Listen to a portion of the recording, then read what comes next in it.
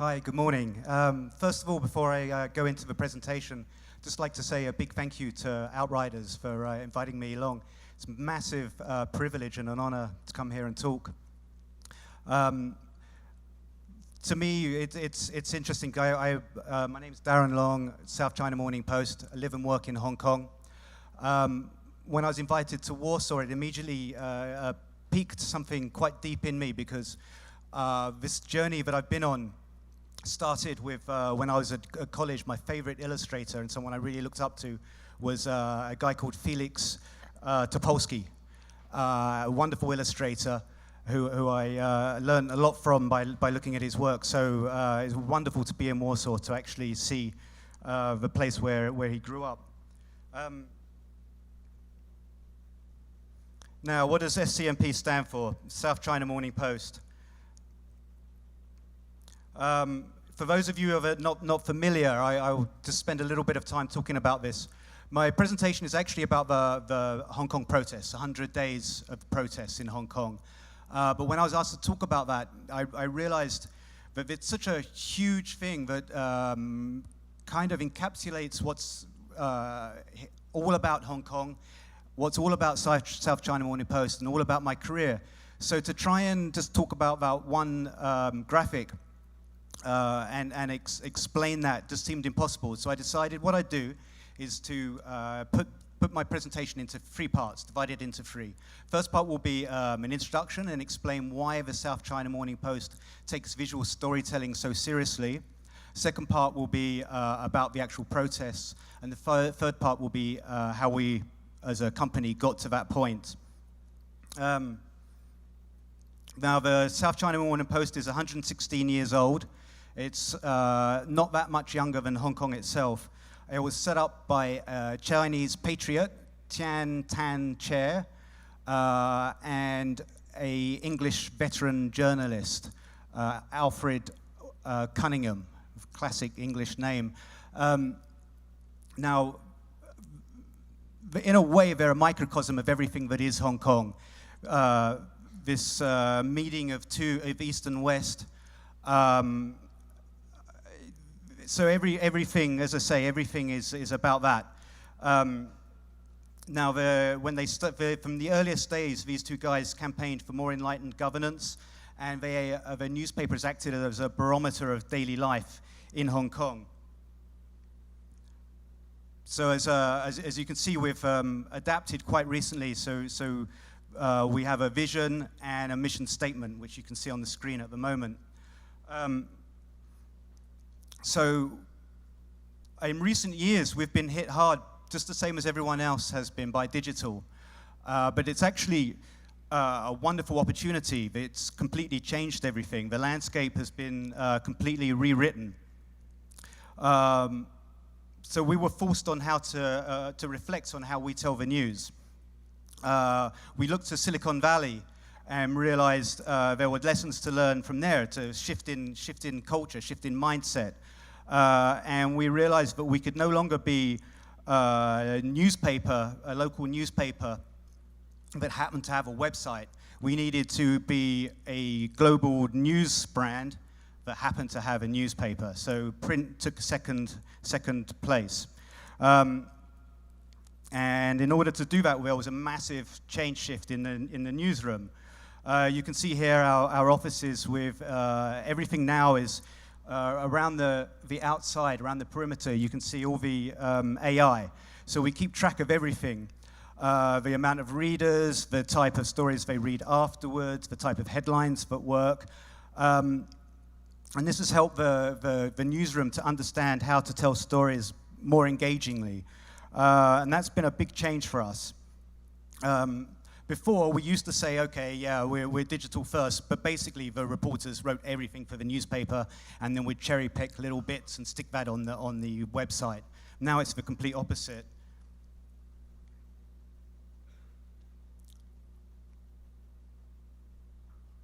As you could probably see in that previous slide, there was a mural in the background, which was an infographic. So part of the change, or the vanguard of the change that's happened at SCMP, has been led by the infographics team. And we're very lucky that the company has pushed that and supported us. Here you can see there's one of his murals in the office. Now this started off on the mobile phone. It was made for digital, and readers you'd put in your height and compare yourself to the height of world leaders. I came in not next to people I particularly like. I'm the same height as Putin, so that was a bit of a shock for me. But you can see here they're measuring themselves against the world leaders. And we redesigned the website. We revamped it about a year ago, brought in new products, and technology was introduced.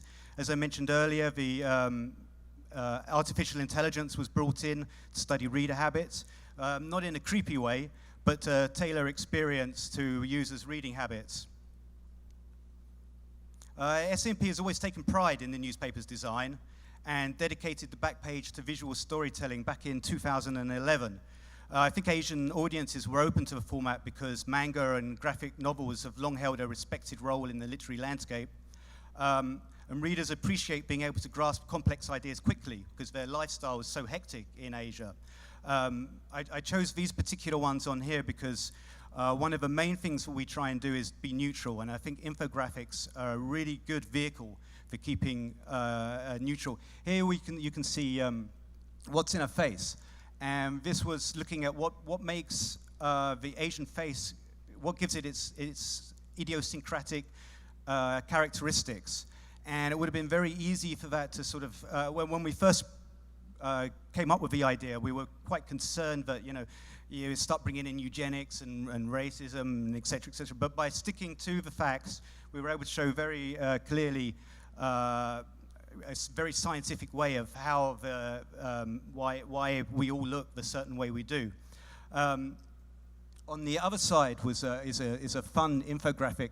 My editor, first time, when he first saw it, just said, hey, is this some kind of joke? It just looks like static. The idea behind this was it was the safest year in air travel. And we decided to look at how many flights there'd been and try and show every single flight that had taken off in the world, and then show how many of those ended up in fatalities. And it was a very, very tiny number. And that was a good way of, rather than just giving numbers, it was a great way to visualize how safe travel's become. And the main thing is we're able to have a lot of impact through those visual stories.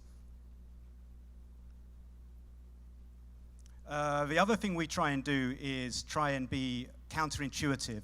Now, these two stories, one of them is about, we were asked by the US Bureau to come up with a graphic about Donald Trump and how things he says affects the stock market. And we figured this isn't really very scientific. There are lots of reasons why when he says something, the stock market might move. You can't just pin it on him. So we came up with a counterintuitive idea and decided to show how Trump used Twitter with the US trade negotiations, and he kept contradicting himself. So we were able to show him flip-flopping and changing his mind constantly. So that was the idea there. On the other side is the Rio World Cup. And China was sort of suffering from a sort of sense of national disgrace that it hadn't got a football team into the World Cup. So we realized that actually China was the biggest winner at the World Cup because of the amount of goods it had sold to Brazil. So we visualized that through the buses, the souvenirs, the stadiums that they built, et cetera, et cetera. But the main thing I really want to talk to you about today is to take a case study of the Hong Kong protests. Now, as the local English language newspaper on the ground, we're aware there are a lot of eyes on how we report these events.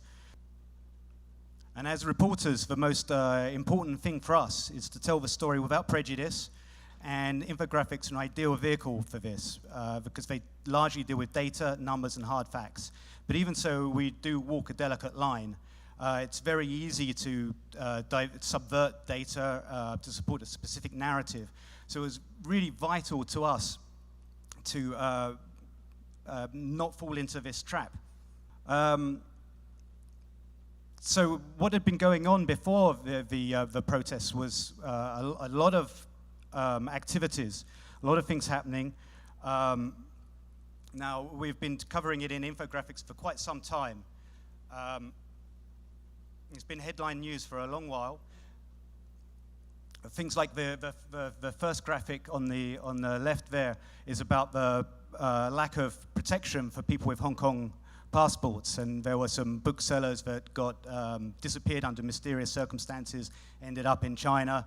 The next graphic next to that is to show the cost of raising a family in Hong Kong. It's exponentially expensive, so there's a fertility crisis going on in Hong Kong. These are all subjects that I think are not unique to Hong Kong, but we explain it through the lens of Hong Kong. The second one is about the the third one is about the aging population, and how you've got this young generation coming through who have to support the older people. It's causing quite a breakdown in society. We did another graphic. This is about the cost of housing, the low supply and high demand. And then next to that is about the Hong Kong government. It's tied up in red tape. It's very hard for them to do anything because half of it, well, about a third of the government is elected. The other 2/3 are appointed by Beijing. So whenever they try and get legislature through, they filibuster and tie it up in red tape, so nothing can get through at all, which is causing a stalemate. Even good policies can't get pushed through. And then the final graphic next to that is Occupy, when the students occupied Central about 5 years ago. Now, what was the spark behind the protests in Hong Kong? Basically, the thing that kicked it all off was the extradition bill, but as I've explained, it wasn't this uniquely.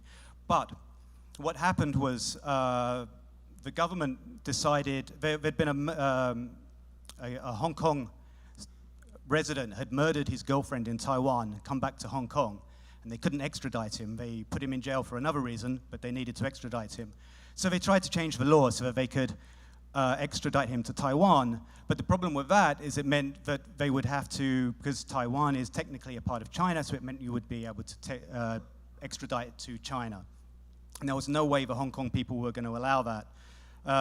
They just don't believe that the Hong Kong government is strong enough to resist Chinese pressure. The other thing in Hong Kong is a real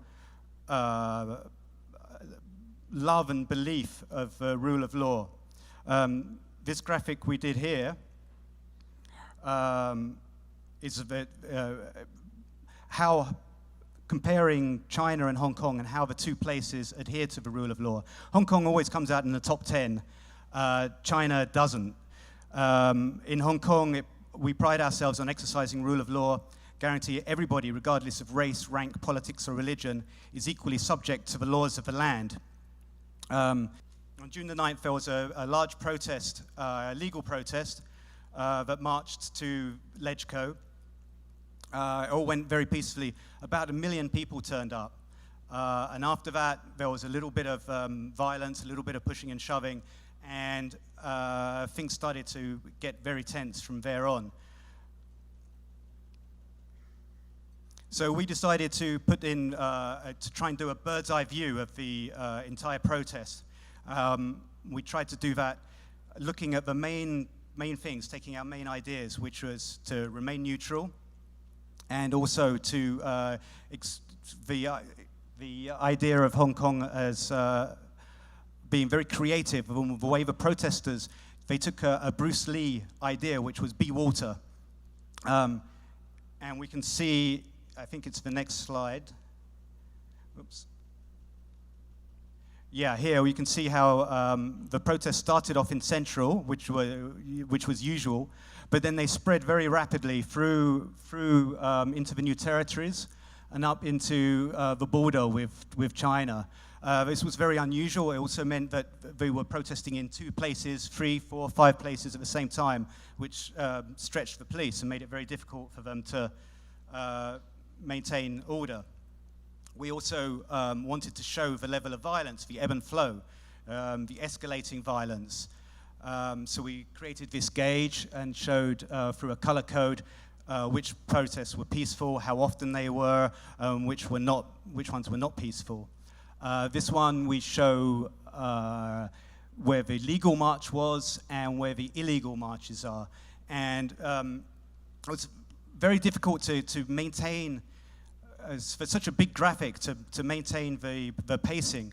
There were things like such nuance. So when the protests on one day, I think it was July 21, they got very violent very quickly, which we'd recorded, but we also needed to point out that this wasn't entirely down to the police. We needed to put both points of view across. And the previous evening was the police had arrested 3 men and found the largest haul of explosives ever in Hong Kong. So this was a huge shock. But very important for us to mention this in context of the protests. The other notion is show, don't tell. So the sheer volume of people there. The organizers said there were 1 million. The police said there was, I don't know, it's like a couple of thousand. It wasn't many. So you can see here the white line down here is one of the main thoroughfares. It's about 8 lanes of traffic. And that was where the illegal march was. The blue ones on the side are lots of other pathways that people went down. It took them 6 hours to march along this roadway. So if you imagine that's 8 layers. So to say that was 1 million, so 20,000 and not a million was quite crucial. You can see here the more of the protests. Also, because this was a recap, it was a great opportunity for us to use old graphics, stories we'd done elsewhere. So this one here shows the way the protesters are using street signs and all sorts of things for shields. It shows the impact of rubber bullets, how they're used, how the police mention when there's tear gas and the process they're going to go through, and the umbrellas as the shield, a typical old Roman piece of military tactics. Here again, we show this is the tear gas, showing how the protesters, how smart they've been at putting out the tear gas. They use woks, frying woks to put over. They use water to put it out. They've been using laser beams as to point. Then there was the airport that was a major issue, which was when the narrative began to change. Here as well, there was a major event in the New Territories when a bunch of hooligans, the triads, so mafia, just turned up at the train station and started attacking people randomly. And the police mysteriously just disappeared at that point, which was very strange. And it got lost people's faith in the police. So that was a major problem, and that sort of led to Hong Kongers actually not condoning the violence, but saying, okay, we've tried everything, we understand these young protesters, we understand, we empathize why they're behaving the way they are, and this is now the new normal, street fires, protesters clad in black, and masks. And I have actually run out of time, so I was going to go on to discuss about the lessons we've learned, but I'll leave that for another time. So thank you very much.